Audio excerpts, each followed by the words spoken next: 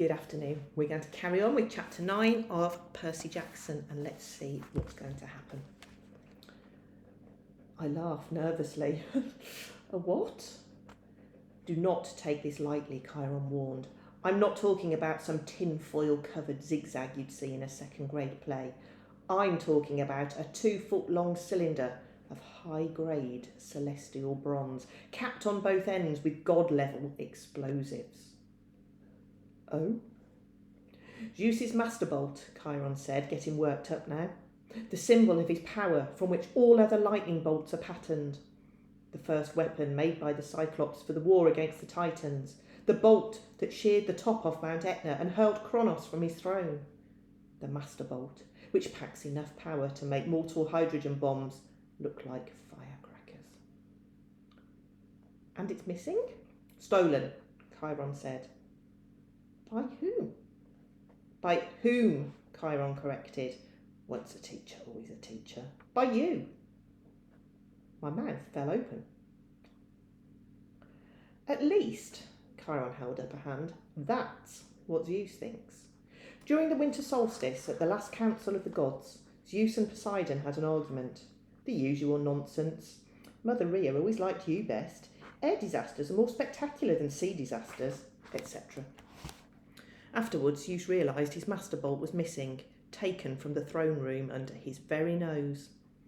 He immediately blamed Poseidon. Now, a god cannot usurp another god's symbol of power directly. That is forbidden by the most ancient of divine laws. But Zeus believes your father convinced a human hero to take it. But I didn't. Patience and listen, child, Chiron said. Zeus has good reason to be suspicious. The forges of the Cyclops are under the ocean, which gives Poseidon some influence over the makers of his brother's lightning. Zeus believes Poseidon has taken the master bolt and is now secretly having the Cyclops build an arsenal of illegal copies, which might be used to topple Zeus from his throne. The only thing Zeus wasn't sure about was which hero Poseidon used to steal the bolt. Now Poseidon has openly claimed you as his son. You were in New York over the winter holidays. You could easily have snuck into Mount Olympus. Zeus believes he has found his thief. But I've never even been to Olympus. Zeus is crazy. Chiron and Grover glanced nervously at the sky. The clouds didn't seem to be parting around us as Grover had promised. They were rolling straight over our valley, sealing us like a coffin lid. Percy? Grover said, we don't use the C word to describe the Lord of the Sky. Perhaps paranoid, Chiron suggested. Then again, Poseidon has tried to unseat Zeus before. I believe that was question 38 on your final exam. He looked at me as if he actually expected me to remember question 38. How could anyone accuse me of stealing a god's weapon? I couldn't even steal a slice of pizza from Gabe's poker party without getting busted. Chiron was waiting for an answer. Something about a golden net, I guessed. Poseidon and Hera and a few other gods, they, trapped Zeus and wouldn't let him out until he promised to be a better ruler, right? Correct, Chiron said, and Zeus has never trusted Poseidon since. Of course, Poseidon denies stealing the master bolt. He took great offence at the accusation. The two have been arguing back and forth for months, threatening war, and now you've come along. The proverbial last straw. But I'm just a kid. Percy, Grover cut in. If you were Zeus, and you already thought your brother was plotting to overthrow you, then your brother suddenly admitted he had broken the sacred oath he took after World War II, that he's fathered a new mortal hero who might be used as a weapon against you. Wouldn't that put a twist in your toga? But I didn't do anything. Poseidon, my dad, he didn't really have this master bolt stolen, did he? Chiron sighed. Most thinking observers would agree that thievery is not Poseidon's style, but the sea god is too proud to try convincing Zeus of that. Zeus has demanded that Poseidon returns the bolt by the summer solstice. That's June 21st, 10 days from now. Poseidon wants an apology for being called a thief by the same date. I hoped that diplomacy might prevail, that Hera or Demeter or Hestia would make the two brothers see sense. But your arrival has inflamed Zeus's temper. Now neither god will back down. unless someone intervenes, unless the master bolt is found and returned as use before the solstice, there will be war. And do you know what a full-fledged war would look like, Percy? Bad, I guessed. Imagine the world in chaos, nature at war with itself, Olympians forced to choose sides between Zeus and Poseidon, destruction, carnage, millions dead. Western civilization turned into a battleground so big it will make the Trojan War look like a water balloon fight. Bad, I repeated. And you, Percy Jackson, would be the first to feel Zeus's wrath. It started to rain. Volleyball players stopped their game and stared in stunned silence at the sky. I had brought this storm to Half-Blood Hill. Zeus was punishing the whole camp because of me. I was furious. So I have to find the stupid bolt, I said, and return it to Zeus.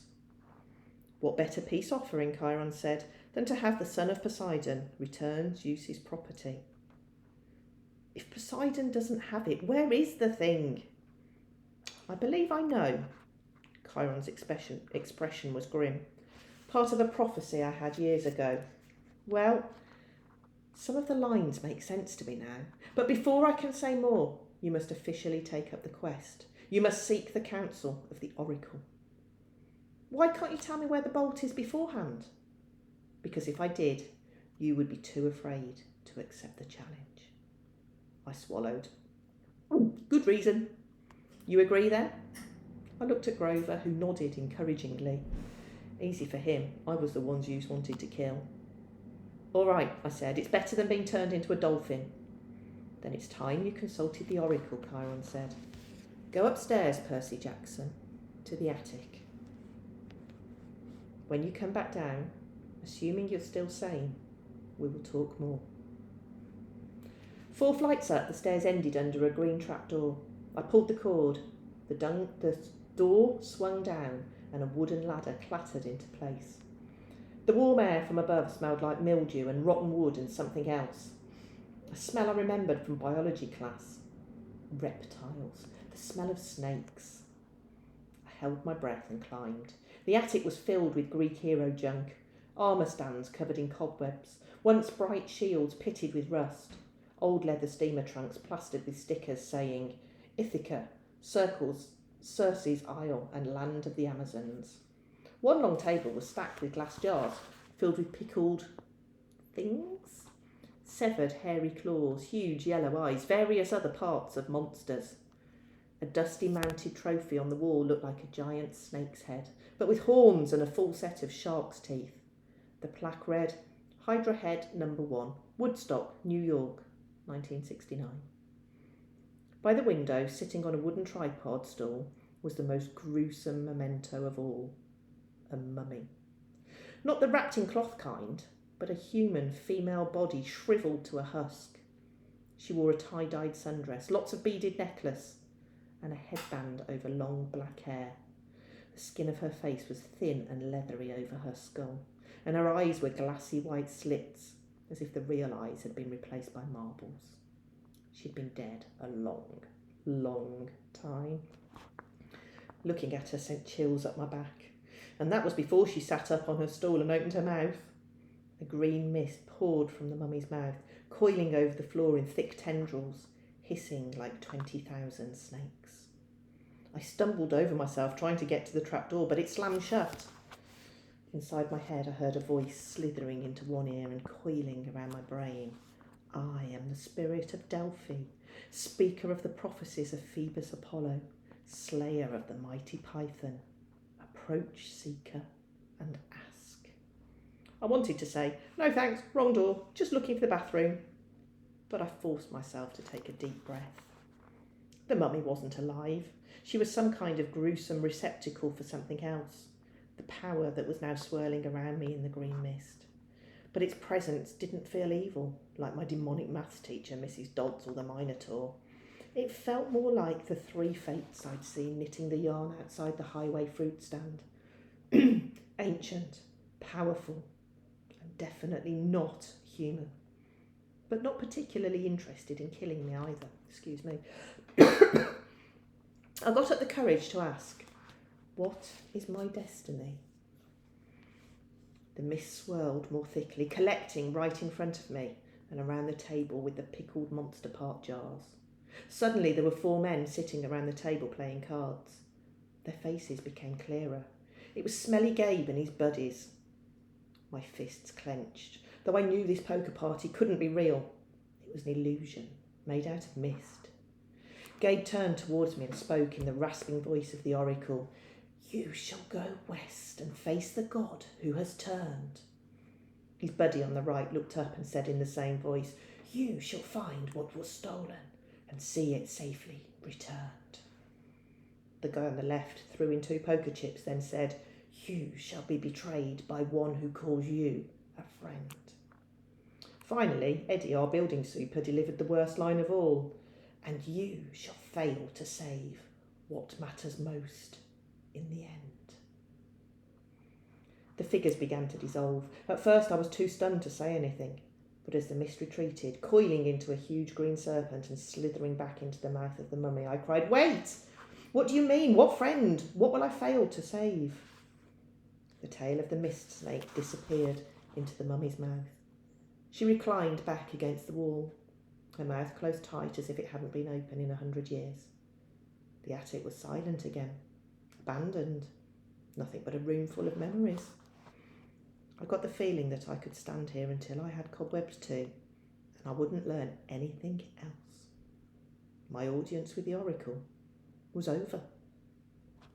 We're going to stop there. More next time. See you soon. Bye, everyone.